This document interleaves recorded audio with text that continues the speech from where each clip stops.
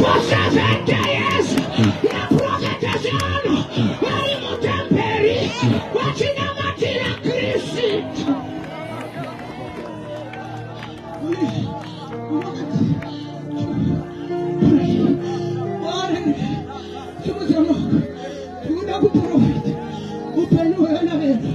We want to pray. I am there. Baba, ukitirai wangu na ropa na Kristo. Baba, ukitirai wangu na kafanya mchinji kwa. Baba, chengete tai wangu na ropa inoyera. Mariwe, kuna shikara. Jamiri na kuchamana wangu. Asipako morino. Ukitirai na ropa na Kristo. Ukitirai. Oh Lord, cover my children with your blood. Are you ready to pray? Are you ready to pray? Say my Father, my Father. As I pray now, I declare, cover my children with your blood. With your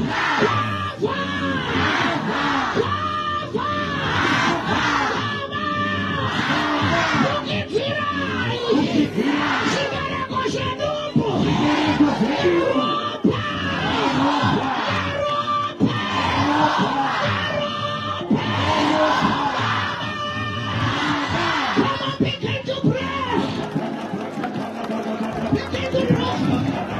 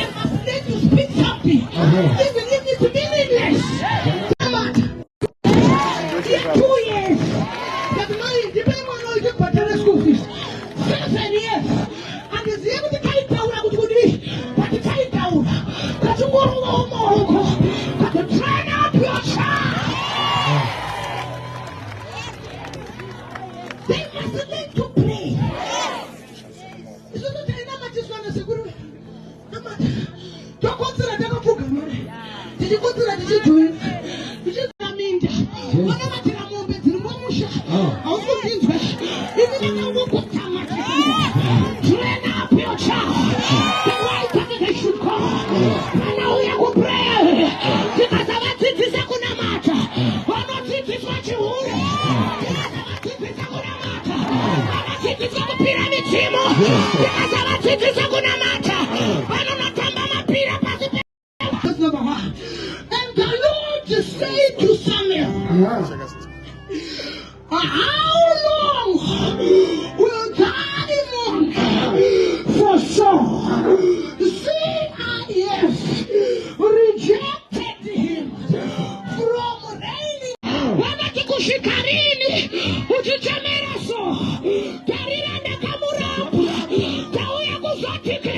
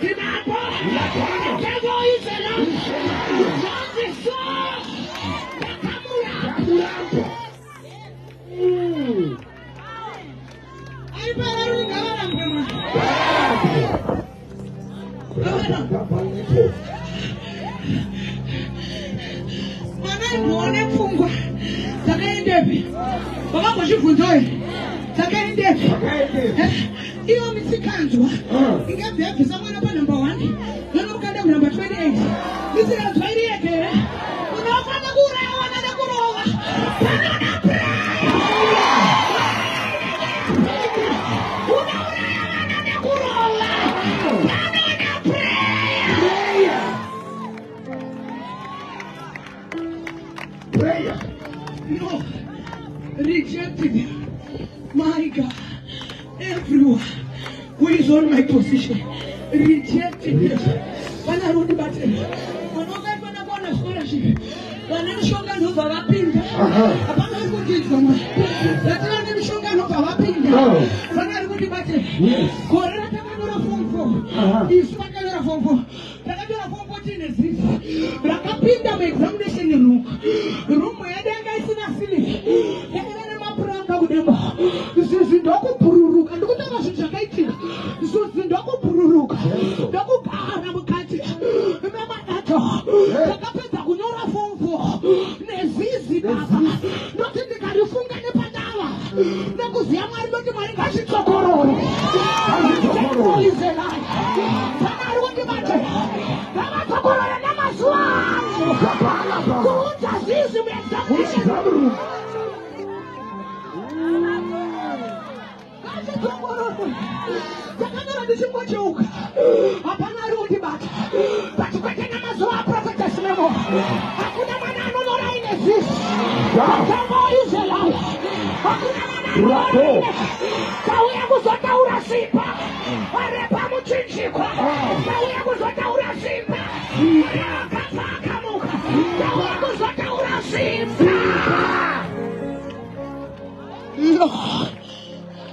Rejected them. Those who are on my position, don't pray up in the disposable.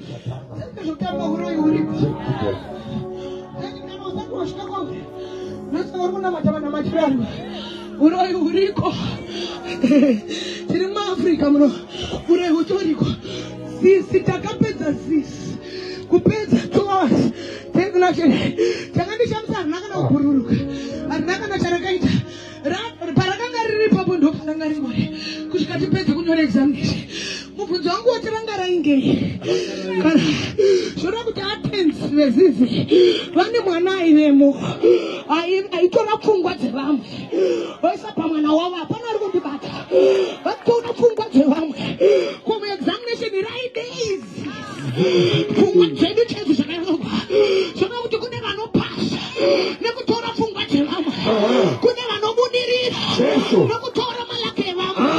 The devil is a liar.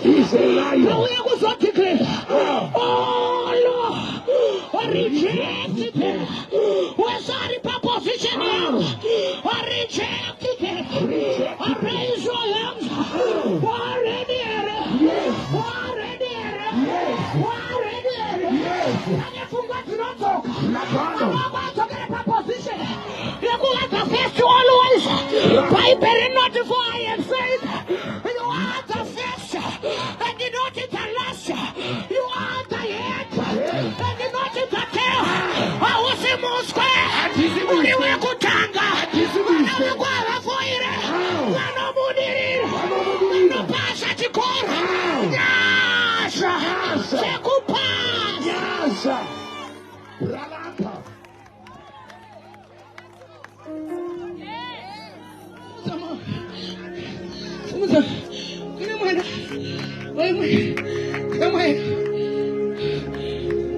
anorwara nemusoro kunyazonati mwana uisangana ari kushotwa because akabuda ne15 A's 15 A's ndozvaakabuda nazvo but akanyora achirwara zvekunobayiwa netsono kurapa musoro zvokubayiwa netsono kumadhokta ameno sainzi dzavo dzavanoita dzekukuisa tsono musoro vachiti we are releasing pain but akanyora akadaro but akabuda ne15 A's chiri kutaimirwa nasatani nechekuziva kuti une destiny yakajeka chiri kutaimirwa nasatani nechekuziva kuti vana vako vane potential. We want to pray reject them. Oh God, those who are on my position, are you ready to pray? Yes. Raise your hands. Raise your hands. Let's go pastorship. Raise your hands. Shout my father, my father. You are too low for me. Shout my father, my father. Baba, teaching a matter. Worthy. I proposition Wangu. Reject today. Reject today. Akatara. Kasibo. Yemana Wangu. Baba rape. Reject them. Reject them. Wakabata. Fungwa. Sabana Wangu. Wakabata. Destiny. Yemana Wangu. Reject them. Reject them. Open your mouth, begin to pray.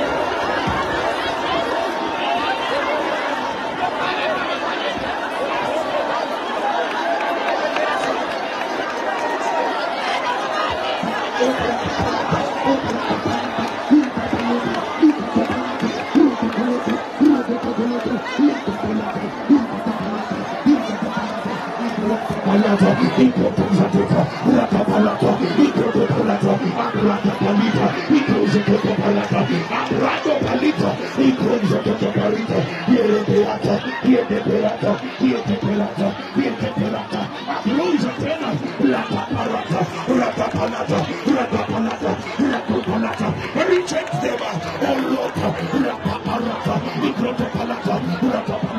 Open your mouth, open your mouth, raise a voice. Rapaparata, rataparata, rataparata, rataparata, oprakatopalito, irrenosanda, ibratapayata, ibratapayata, ibratapayata, yatapayata, yatapayata, yatapayata, yatapayata, abratapalata, rogotogotogoto, rogotogoto, rogotogoto, itararo, opalarabro, opalarabro, let the be rejected, let the be rejected.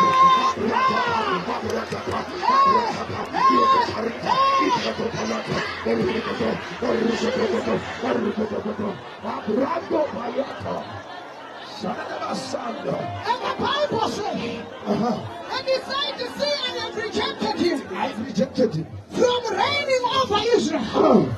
Then he said, fill thy horn with oil. I am Mandanda. Fill thy horn With oil. with the oil. Yeah. And the call. In the instruction. And the poor and the job. Yes. That in the instruction. And the poor and the them. Such is such a conamon. And he said, I will send thee to Jesse, for I have provided for myself a king from his side. Don't hold a woman. Don't hold a woman. Hey, Apanari will be matter. She not talking to go for a fit.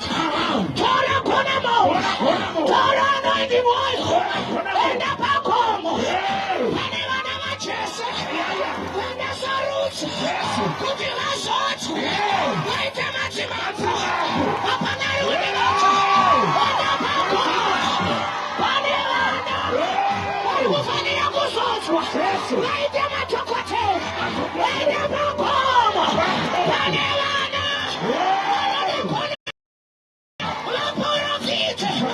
I have provided for myself a king.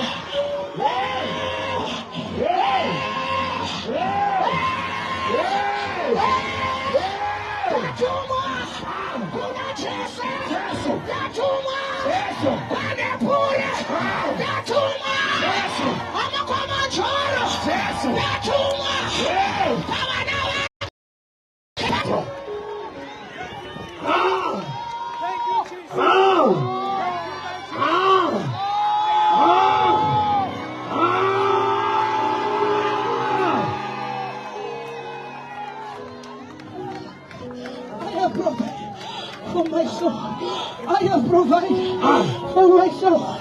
I have provided for my soul. You know, I have provided the house of Jesse. From the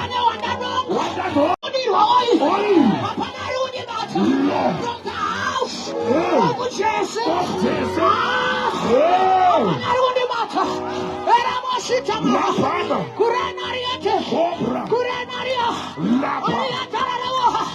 I declare and I decree, you are a king, you are anointed, you are favor, you are Lord, who never beat us. I'm not in the riches, what's in the Wangu? I'm not in the riches, what's in Zimbabwe?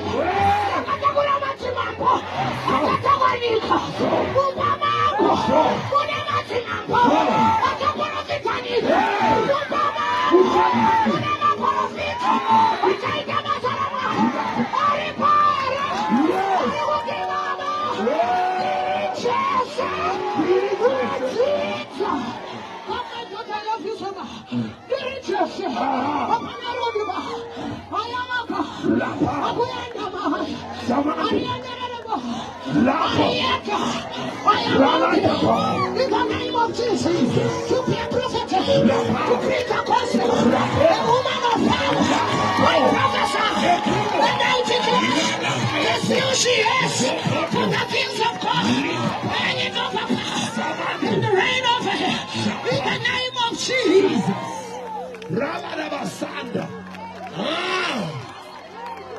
Power.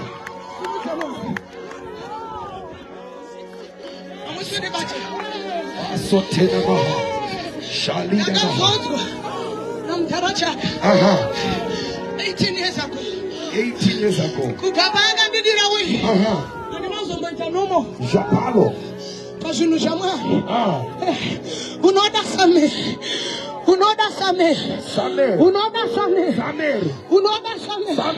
The devil is a lie. Yes.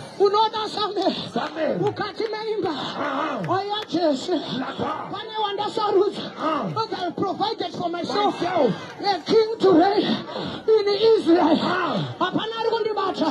We want to declare before I anoint people, pastorship, then Samuel replied to God and he said, how can I go to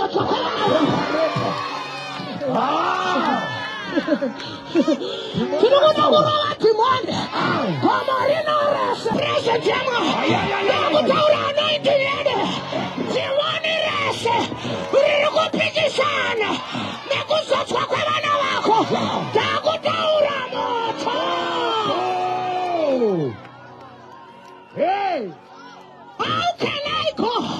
If the soul is there, you will kill me. I can see what in the way. Who's a daughter Daisy? I know do Raya. Sorry, I got the Kunemaya. You see, I got the one who has Hey!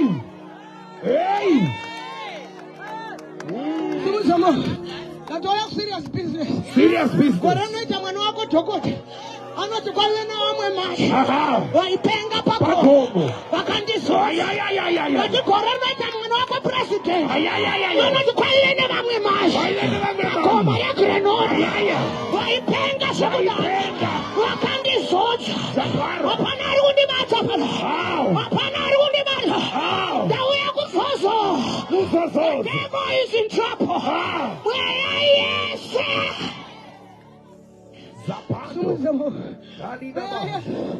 Isingane kuti ndizodzwe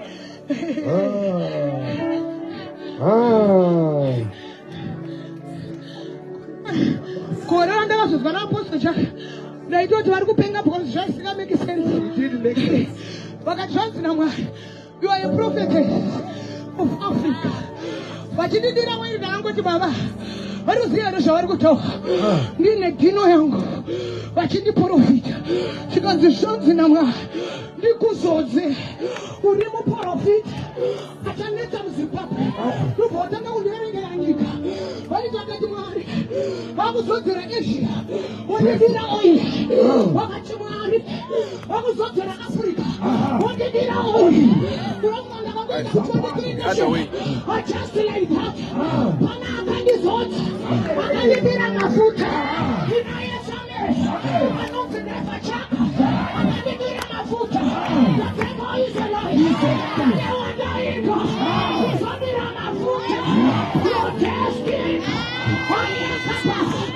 to carry the glory of God.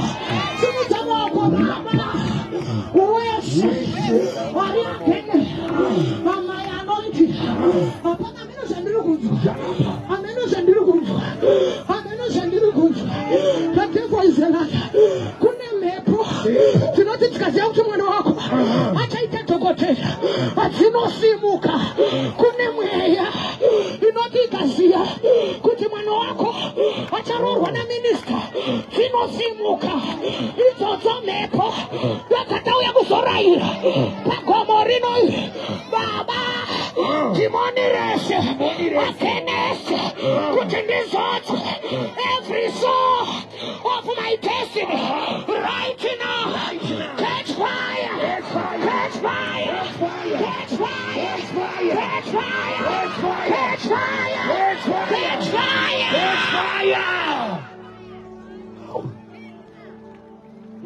Leo tikana kuina timoni na mbuya. Ripa mwana wako. Usichiti ndichiremba.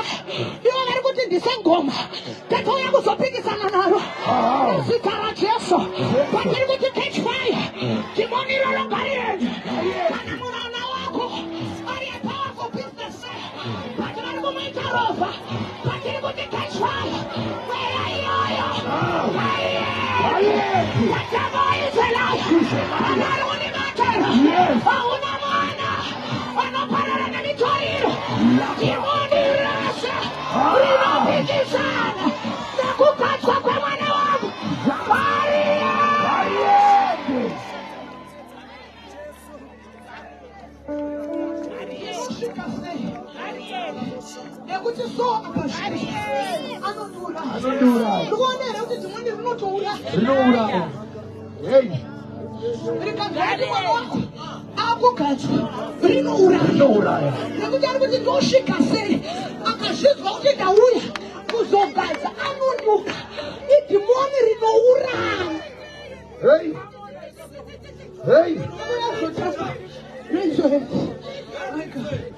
My God.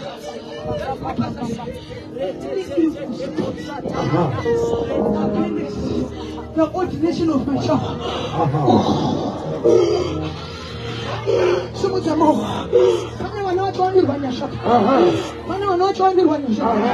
Let's go, Pastor. So my father, Baba, this is not matter. Any spirit against the ordination of my child, catch fire, where I say, Unawisana, Neguzotwa, Kwemana Wangu, Batiramoto,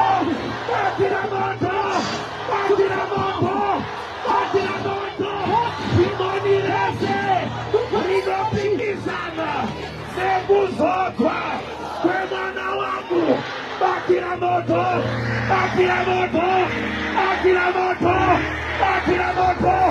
open the mouth, begin to pray.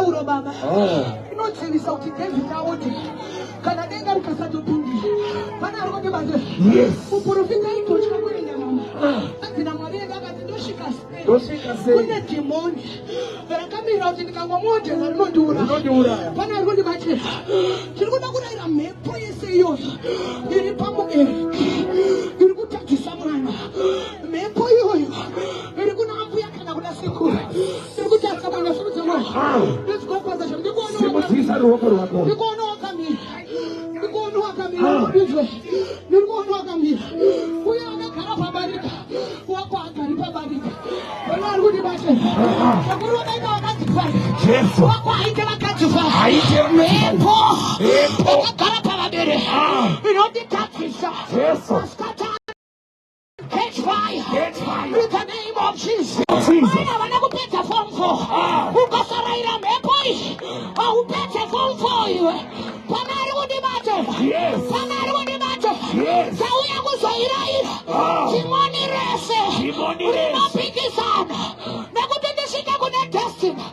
Raise your hands.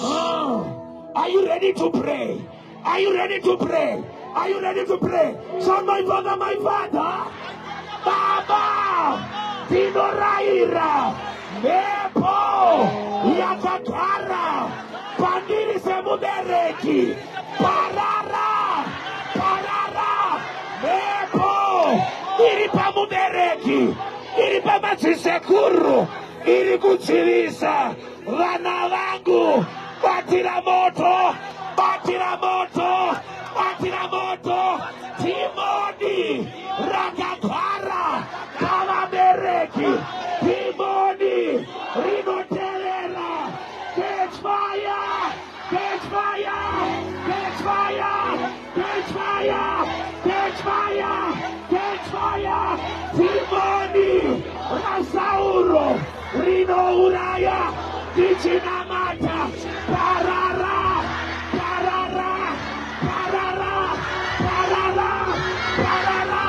open your mouth and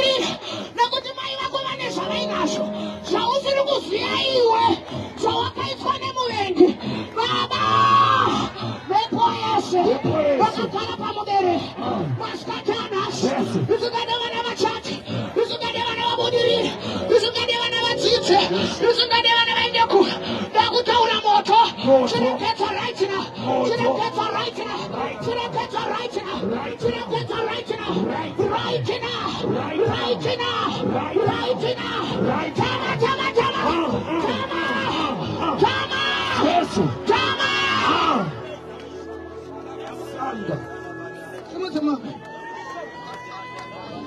Come right now. Baba wewe saka baba nasoma zamo. Gara gives. Auto nyarane. Wewe mchana stage shikumusha kwako. Wakasumza usatase bari kudzikini wafana. Wewe mchana ngasecho unesha usikuziya. Zvinokuteerera. Vana vari kundibani. Kuna mukati vana vese ngavaite marombe. Nobva kwidibira yake. Vana vese ngadzite pambe. Nobva kwidibira yake. Wakasumudza maoko ita Mwari. Chero chiri pandiri chero chisiri pandiri. Fumurai Mwari. Fumurai Mwari. Fumurai Mwari sumudza maoko.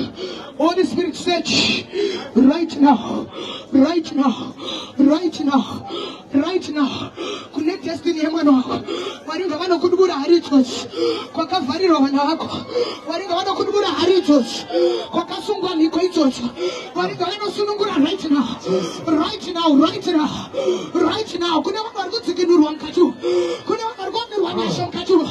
Tauya kuhondo yevana vedu. Ndati tauya kuhondo yevana vedu. Tauya kuhondo yevana vedu. Ngazvifumuke. Ngazvifumuke. Ngazvifumuke. Ngazvifumuke.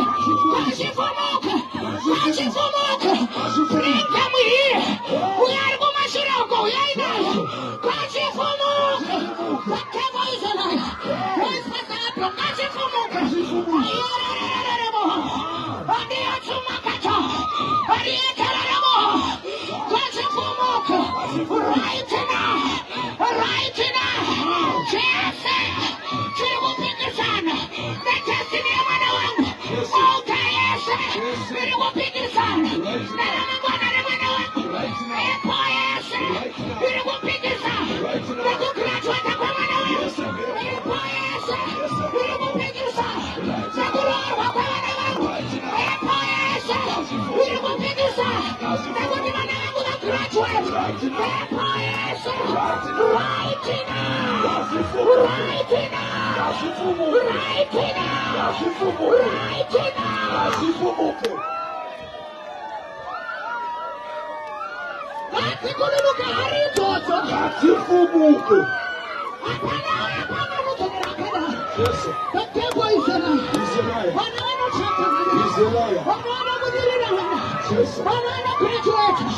Vana vanodzokera nyika. The devil is alive. Epo Jesu. Vatiri kupikisana. Tauya nemoto wedu. Tauya nemoto wedu. Tauya nemoto wedu. Pray for these people, Pastor. Pray for them.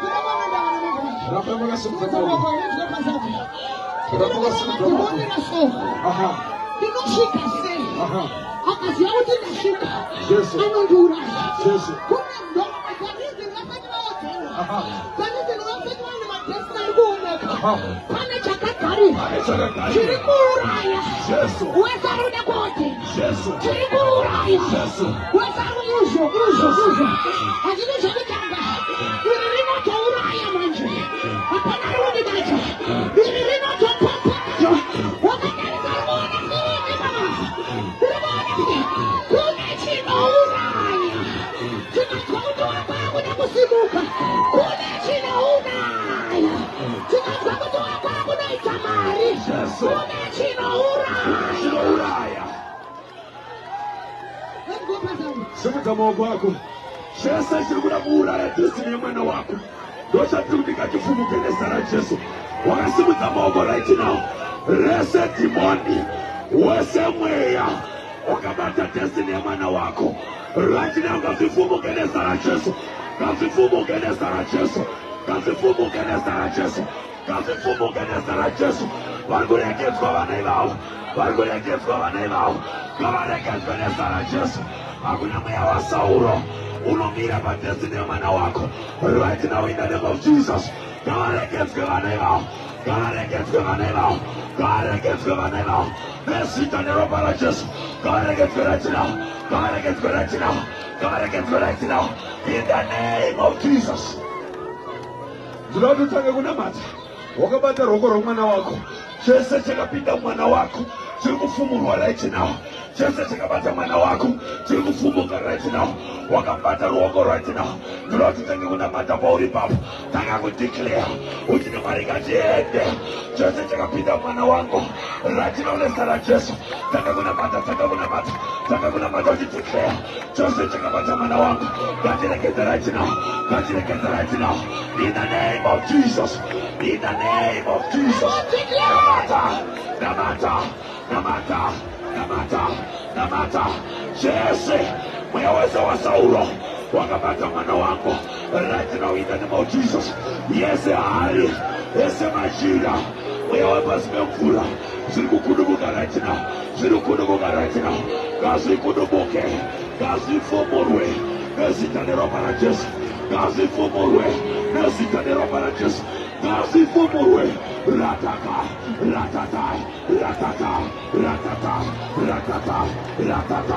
Kazi fomorwe.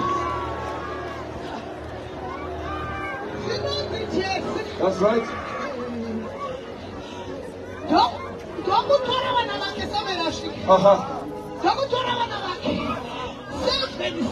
Seven sons. Jesus. Seven sons. One by one. That's right.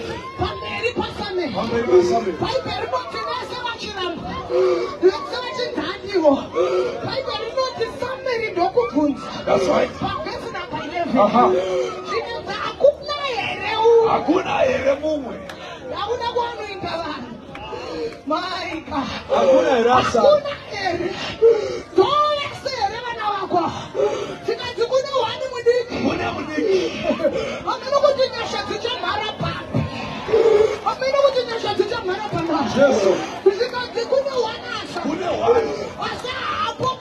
Jesus.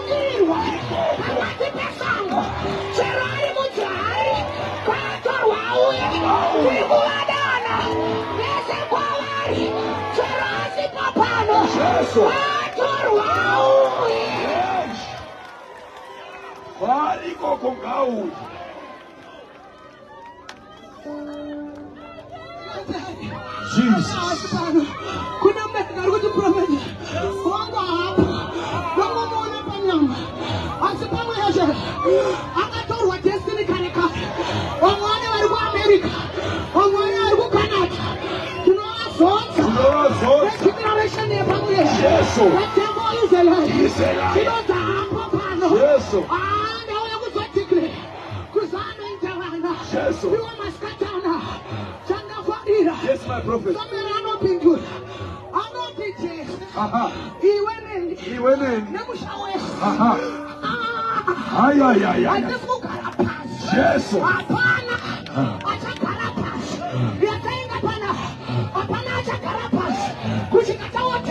Yeah. We are not going to sit. That's right. We are not going to sit. That's right.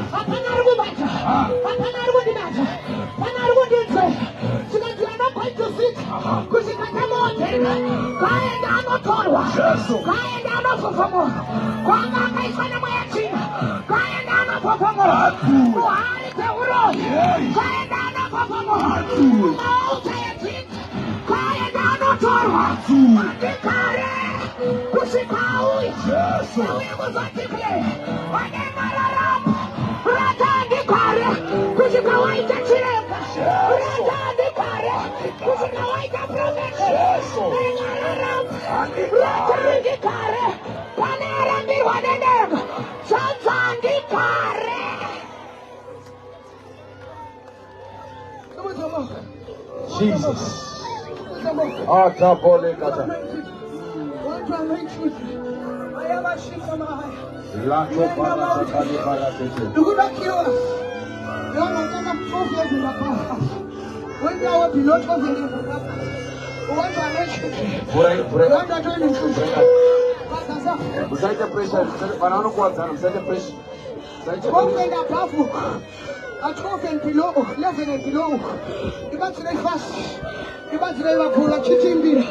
We want to pray. Andikare kushikanda musota, andikare kushikanda musota, andikare kushikanda musota.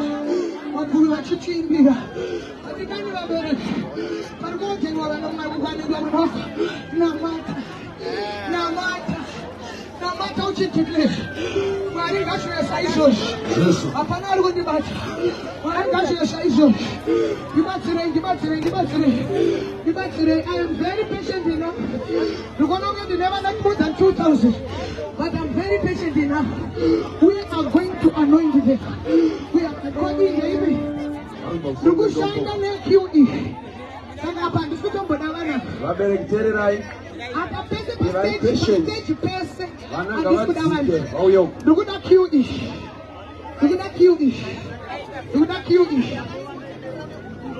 that's 11 and below up, 12 and above up. What's the passage? There's a passage about this to the person. There's a bandit to the Lana. Look out to the pool. And they told but we think they want to use out. Come and use my mic.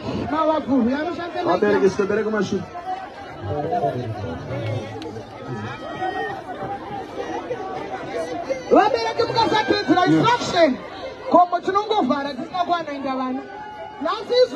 Now we want to pray for children. Vanhu vakuru ndimakuzotikanganisa ingovhurai vana vafambe. Vhurai vana vafambe. Vabereki hazvina mhosva nyangwe tikadzokera kumashure uko hazvina mhosva. Imi mudzokere kumashure.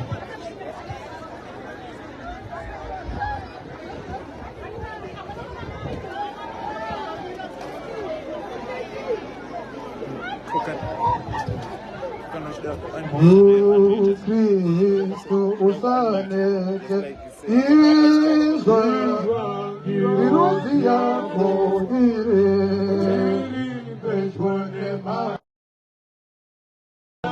mataurinde tora makumo ako amatevisiese satana likurika no. Varikudiwa vana chete please. Vana chete kwete vabereki. No. Vabereki vana chete ndovakunamatirwa please. No.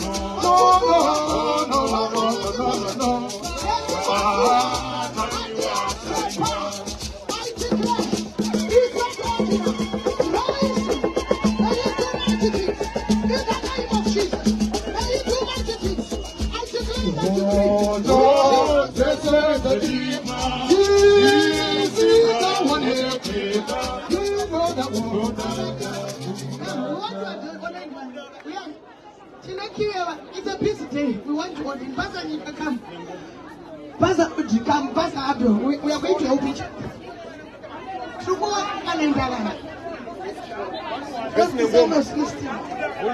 I replace wekumafuro. When I'm on the cancer, we want to declare every destiny ever now. Before you were from Junior, I knew you. I ordained you. I anointed you. When you was at the what did you doing? Don't you do the profit? Got you good, got you on it, got you batik. Can I be billionaire? God a billionaire. Can I be a powerful prophet? God a powerful prophet. Can I in author of books? Whatever God has ordained him to become, may it be so in this day. What anointing Tangashidaro, future and director to work as what David Atano and also what the same again. Taraba Banana da Kumitoriro, Taraba Banana da Chubur, Taraba Banana Papa, Taraba Banana to Kamabere, Taraba Banana Rapamari, Taraba Banana Sinadu Biramar, Ranoim Batsinamari Mukat, Taraba Banana Shadiswano Cape, Taraba Banana Gonaguritampina, but the Gonaguritas no Pitamar.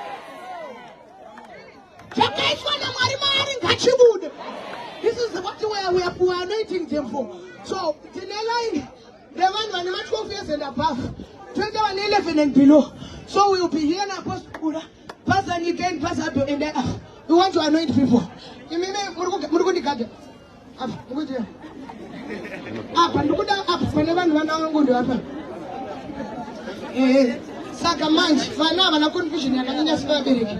Saka musanyanya kundikomba sara kwe wana nengazo konezi mukundinzwa apa mese makatoma ndikuda vana anditi saka vana vari vanoita tulian maibata tulian apa kozobuda apa enough uko ukuda 2 kills Pastor Nika and Pastor Abio then oyu iriko ikoko ndizvo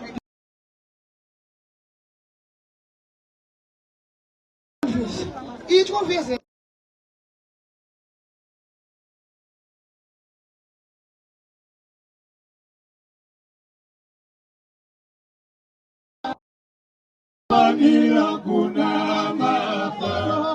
Hakuna